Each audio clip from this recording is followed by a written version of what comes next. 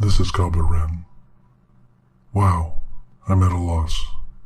I don't know really what to say. The second half of this podcast includes a recommendation of an adult nature. Please adjust your listening habits accordingly. And by the way, you're going to hear a lot more from me on the YouTube version of this podcast.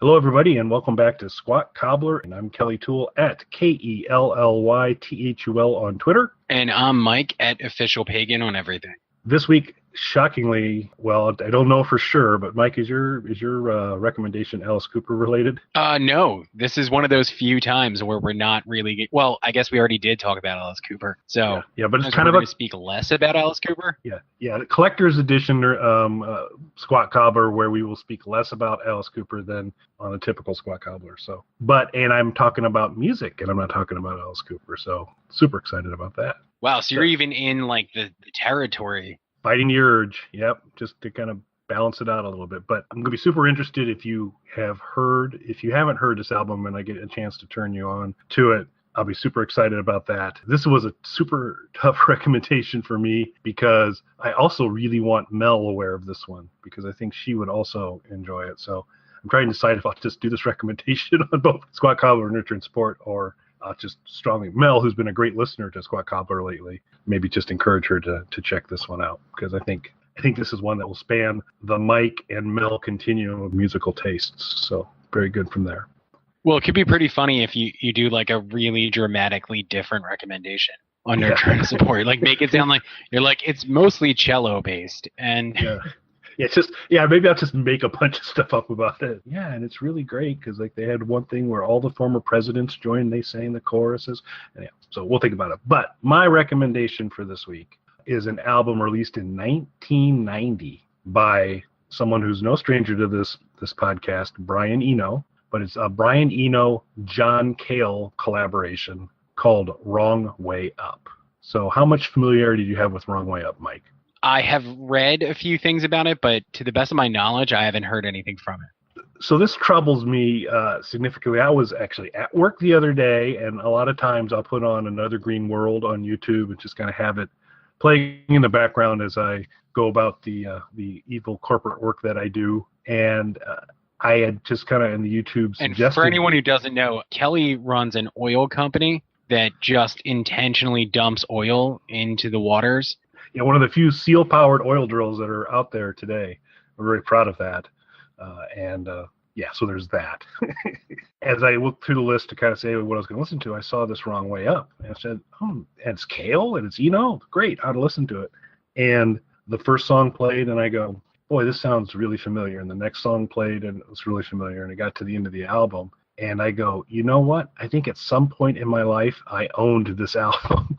But for the life of me, I can't find it anywhere. I don't know what happened to it. I don't know if it was a cassette I had in college, but I had an opportunity to listen to it some. But I've just rediscovered it recently, and my goodness, what an enjoyable album it is. So it's not entirely what you would expect from a collaboration of Eno and Cale.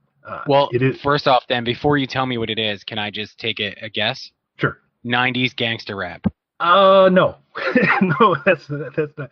It's joyous. Damn, I thought I had it. Yeah, that was close. You do get a lot of the kind of clever synth electronic backing that you would expect. There's a lot more kind of funk in this album, a lot more kind of just uplifting, kind of joyful tones that just kind of come through.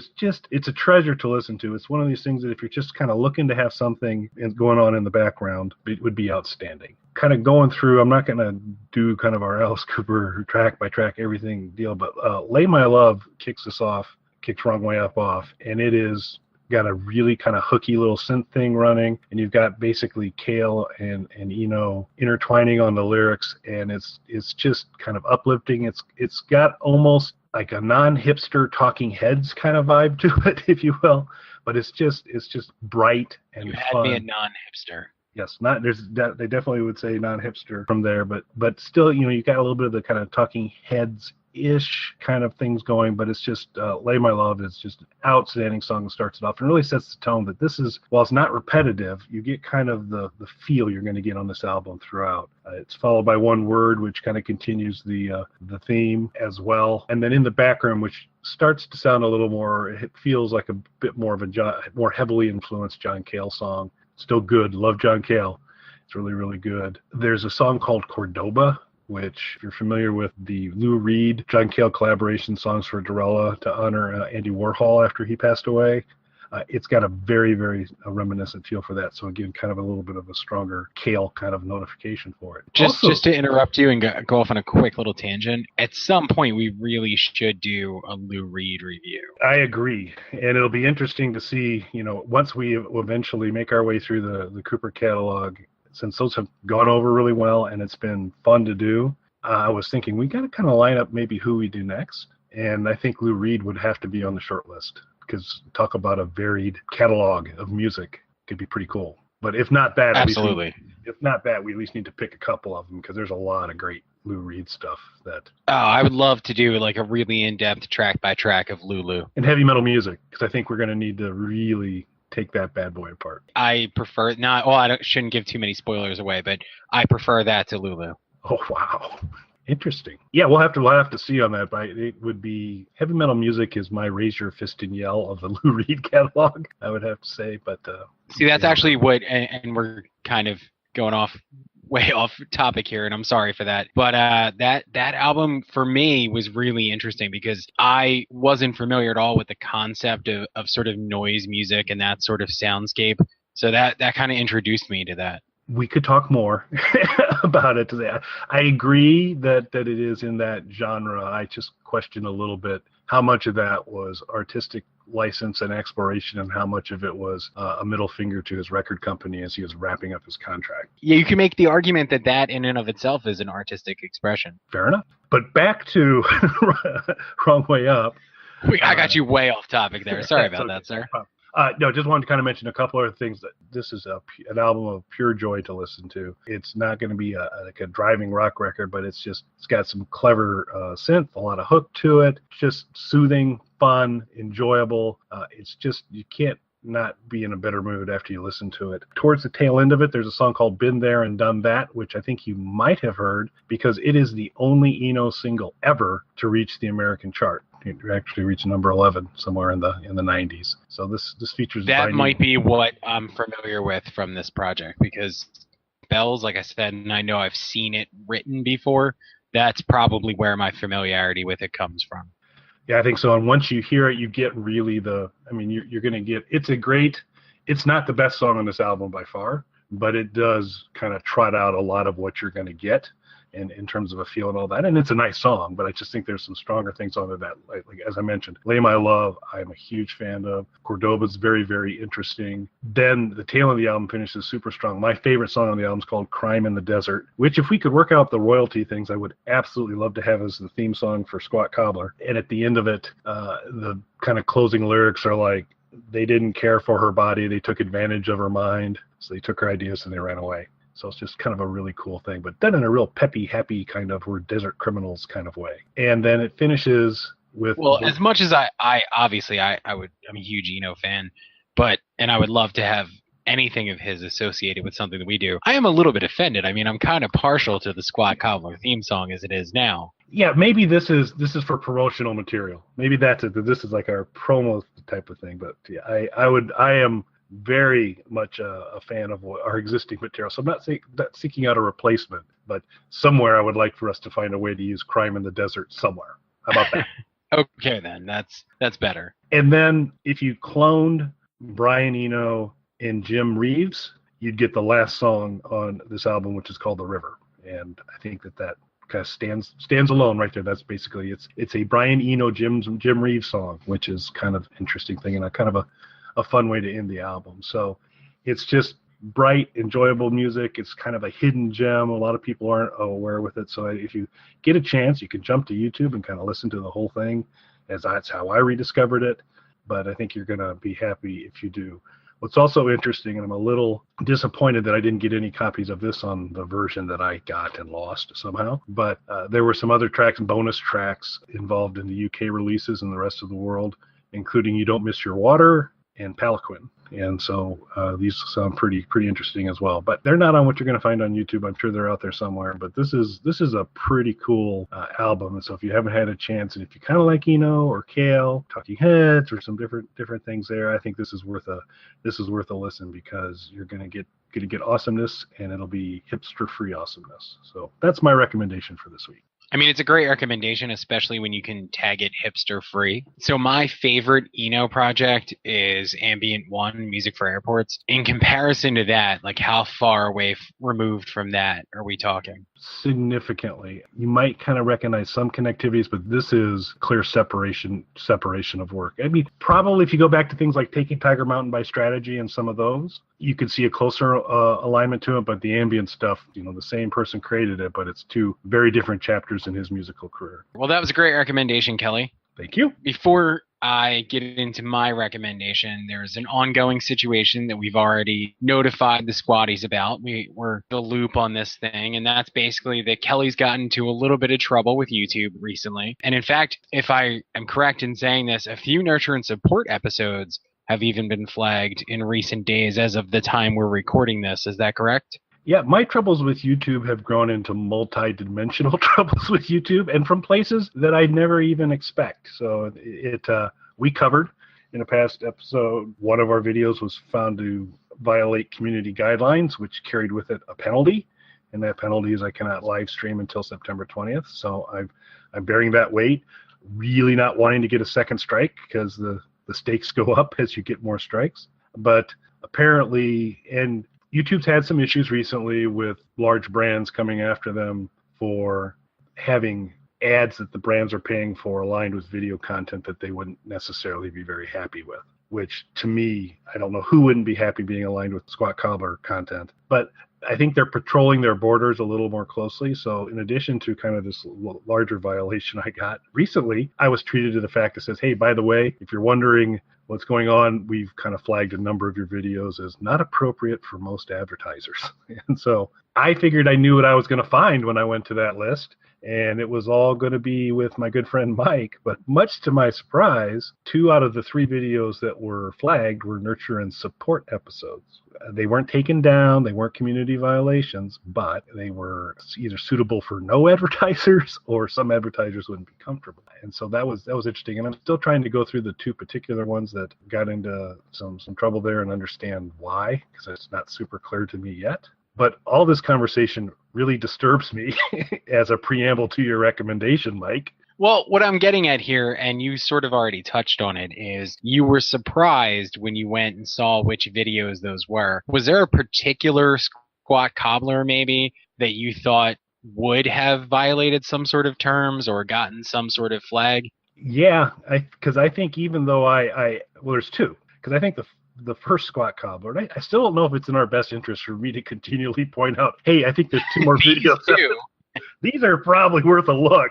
But theoretically, the first episode of Squat Cobbler with Christian, even with its heavily edited final output, or lightly edited final output, still had some action and adventure in it that may or may not necessarily jive. But I come back to what you assert was you trying to bring the world together, where you talked about a genre of cosplay content, and I've still felt that would seem to me, if I was advertising the Floby, that this, maybe I don't want to be connected with that. But that one continues to sit undisturbed.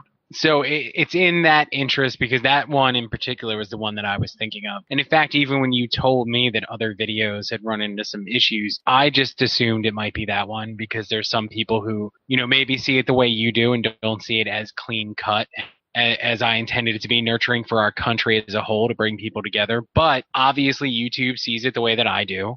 So nothing wrong with There's nothing wrong with that recommendation. So on the safe side, I figured I should make more recommendations that are in a similar vein. Awesome. No greater news that I could have than this. Well, don't worry, Kelly. I thought that might put you on edge a little bit. So I just want to say that much like that episode, which was inspired by you, recommendation was inspired by Name withheld. Great. I can tell you're excited already. Excited's not the word.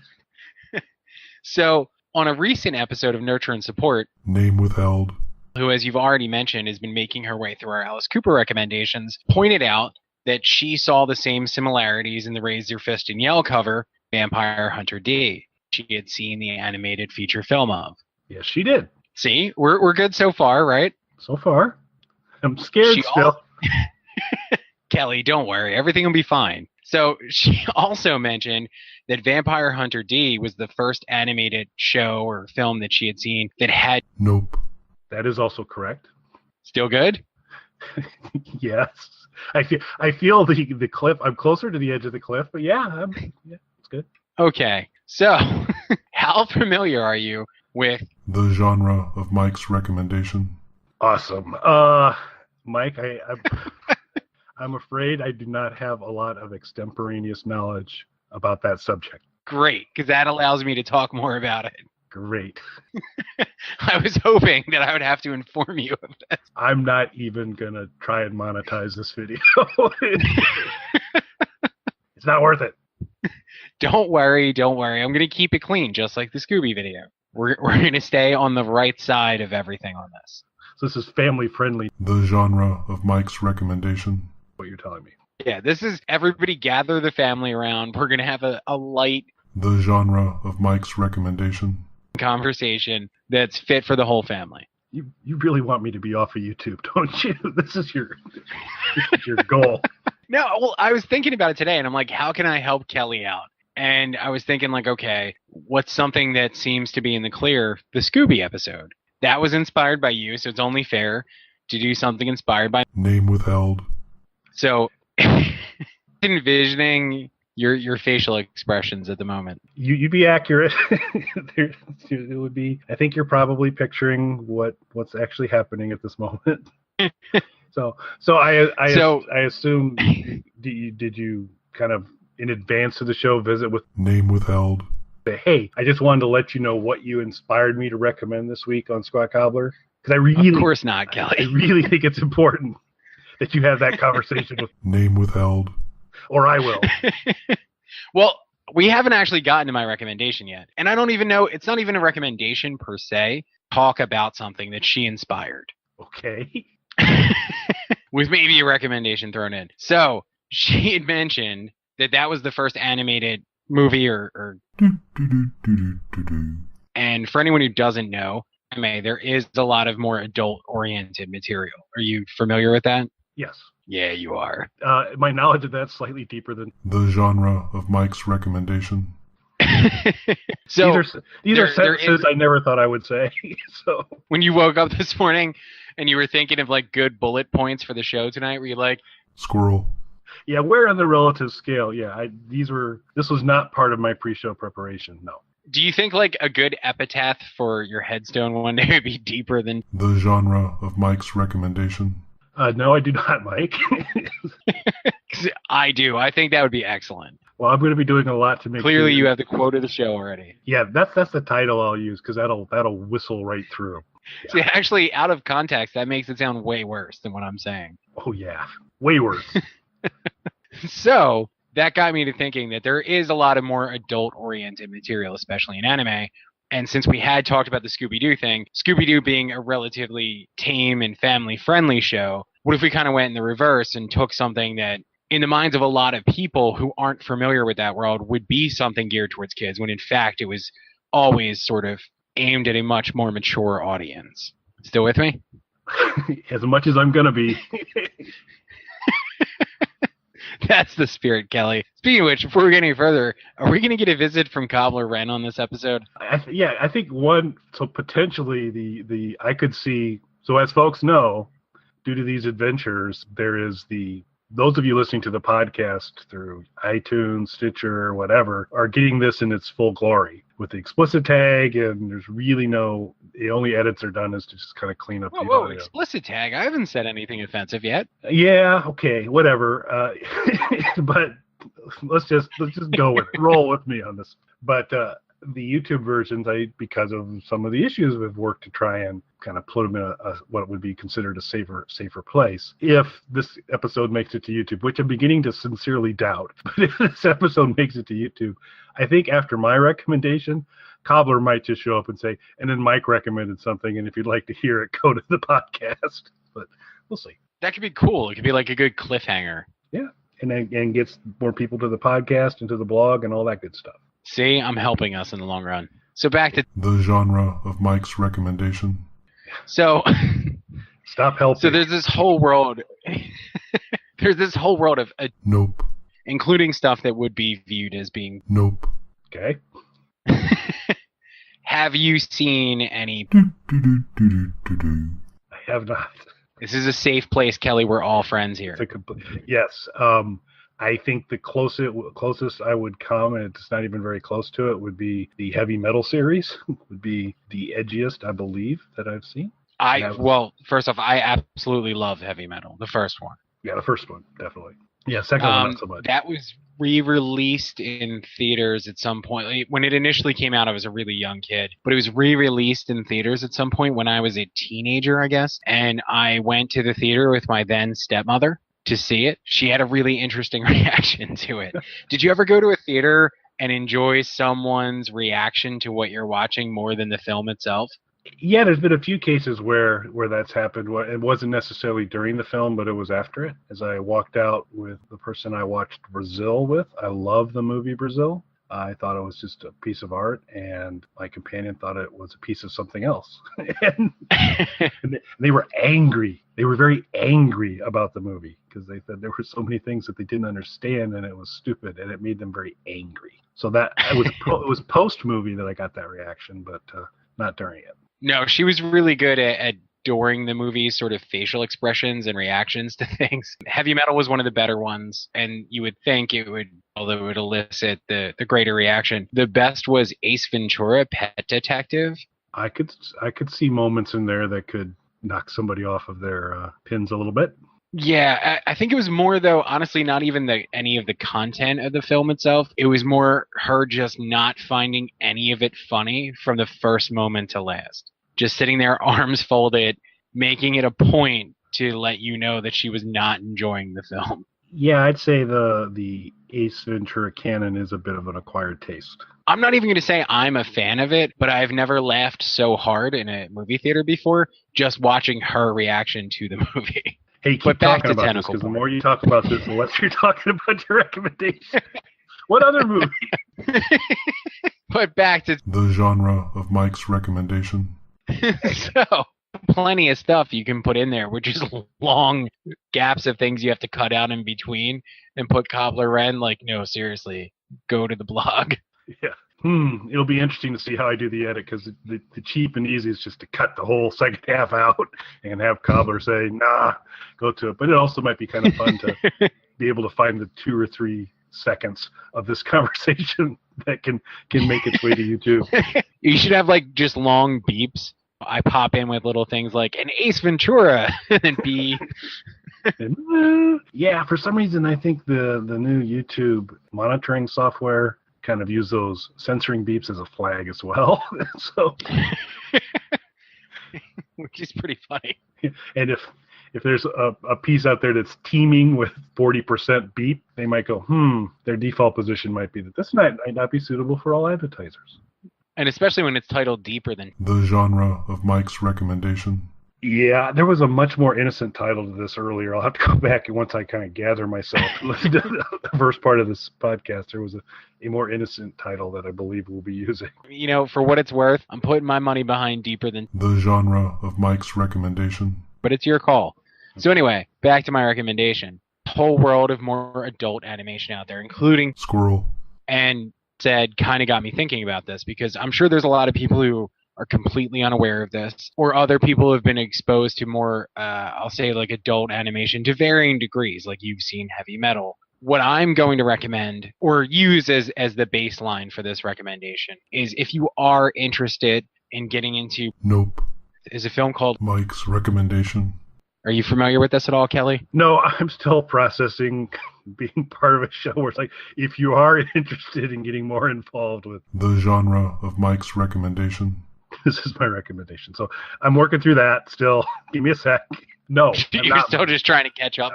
Yeah, I'm going to be kind of consider me on about a 30-second tape delay for the rest of the show as I process and formulate reactions. But no, Mike, I am not familiar. Please enlighten me. Well, that's even better, Kelly, because now this is something you can go out and experience for yourself. Continue. So it'll be like a beep. You say continue, another long beep. Another long beep. Kyle will come back in. He continued. And he kept going. So in 1989, Mike's recommendation. initially launched as a comic book series. Then in 1992, they started making animated films based on it. By this point, though, the whole, what I'll say, Squirrel. genre already exists, and there was little niche markets within that, just like you find in, Squirrel. if you remember, I shared the type of Nope. videos that I like to consume with our audience. You opted to not do that. Perfectly understandable because, you're so focused on your oil drilling operation. My seal supply would dry right up. Kelly, that could be misconstrued as a dirty comment. You should really be careful. We're trying to keep this one clean. My apologies. It's okay. It's really the audience you need to apologize to. Oh, I do. I very much want to apologize to the audience. Profoundly. So in 1992, they launched the film series. Now, as I started to say, there are these sort of little niche markets within animated. Nope. For anyone who hasn't seen that episode or doesn't remember of our show, what I had shared with everyone is that I enjoy watching videos of, if you remember, Kelly. I remember. And you questioned as to whether or not, and this is an interesting thing, you questioned as to whether or not the same effect could be achieved by watching women's UFC fighting. Something along the lines, yes. Again, this is and someone else actually been trying to block some of this out, but yes. And someone else actually recently asked me the same thing, and I still don't know. So what I'm thinking about doing for a future episode is watching UFC and reporting back what my experiences were with it.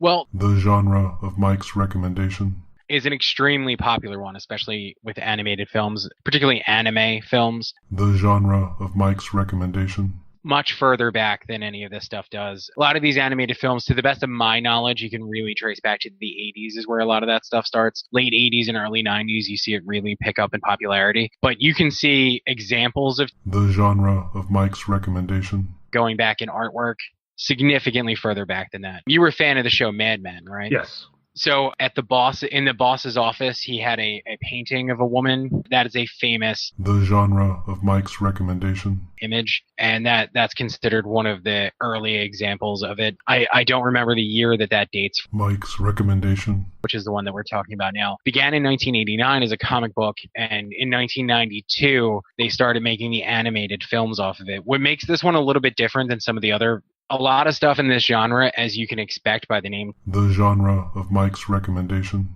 tends to be a little bit on the darker side. Mike's recommendation. It's almost comical, I would say. It's light self-parody of the genre. Okay. I'm just giving you time to react to stuff and to kind of process it little by little. Yeah, that's needed. Thank you. You're welcome. So there was the comic books, there was a number of animated films, there were spin-off series of the animated films, there were 3 live-action films, and at least 2 video games. So there is quite a bit out there if you do become interested in it. I'm not going to get too much into the storyline, 1, because obviously no spoilers, and 2, because I am trying to keep this clean. I do know that I might slightly be skirting the edge on content on this episode. So I don't want to say anything that could push us over. Yeah. Hey, so Mike. Yes. You remember before we started recording, I was talking to you, and somewhere during that conversation I said, but I have complete confidence in your judgment. I'd like to take Yes. I'd like to take that back right now, if you don't mind. But Well, that's why I'm saving this for like this conversation, not other conversation. That's very thoughtful of you. You're welcome. I feel like I'm saying that a lot this episode. Yeah, I don't think you know what those words mean. I don't think. So what I'm recommending is, if you were interested in this, I don't recommend just charging headlong into something like this, because there is some really dark and disturbing stuff you'll come across, particularly if you were looking for stuff like that. One that everybody always brings up is like Nope. which is an anthology film series that is definitely more extreme than anything you'll find. Mike's recommendation. This is more light and comedic fare for people who are just kind of interested in that. So while I have actually very limited interest in prolonging this conversation, I do have to ask a clarifying question for the creation of the blog post. Are you recommending Mike's recommendation? The whole body of work, a particular movie? I'm going to say the first animated film, which came out in 1992, I believe. Yes, 1992. I have my notes in front of me. That came out in 1992, and that is my actual recommendation for this. You have notes on this? Of course. This is lightly inspired by Name withheld. Comments. Yeah, so What was we that? should actually stop. We should stop recording right now so that you can get hold of Name withheld. fill her in, because I do think this is important information for her to be aware of, the inspiration she's provided to you. Well, it was inspired by her in the sense of she brought up something that got me thinking that a lot of people are probably not aware of this. I mean, our fans are, but people who our regular listeners definitely are aware of this. But people who might accidentally stumble across this because of an Alice review, they need to know this stuff. You might find we have a fewer number of regular listeners after this episode, just so you know. I don't know. Did the Scooby one do too bad? I'll have to go back and look at the numbers to see. I've kind of kept my distance from that episode. You're afraid if you look at it too long, something will happen. Something bad will happen. But yeah, that's my recommendation for today, and I'm not going to get too much into the actual content of the film itself. I'll leave that for everyone to do on their own time. The alone time. This isn't something you want to watch with other people or your family. Or maybe you do want to watch with other people, but not your family. That's weird. Yeah, well, we wouldn't want to get weird, would we? That would be terrible. Absolutely not. And I didn't mean to sound judgmental when I initially said you wouldn't want to watch with other people, because I actually have watched Mike's recommendation. with multiple people. Well, I think we're going to move to the social media recommendations, and I'm scared to death now because I don't have one, and I'm afraid you do. Since I am blaming this recommendation on her and she's not here to defend herself, I should apologize and recommend Name withheld. the social media recommendation. Okie doke. We will do that. I'm sure she will greatly appreciate it being deeply associated with this episode. Probably got a thank you letter coming soon. What you should do is go back and beep out her name. This will likely be possibly the longest edit I've ever had to do. If I Still did it without saying anything vulgar. Incredibly proud of myself. Yeah, good for you, Mike. Well, on that note, I think we're going to stop this, and we'll be back talking about Alice Cooper and only Alice Cooper on the next show. So I feel like I need to apologize and say thanks for listening, everybody.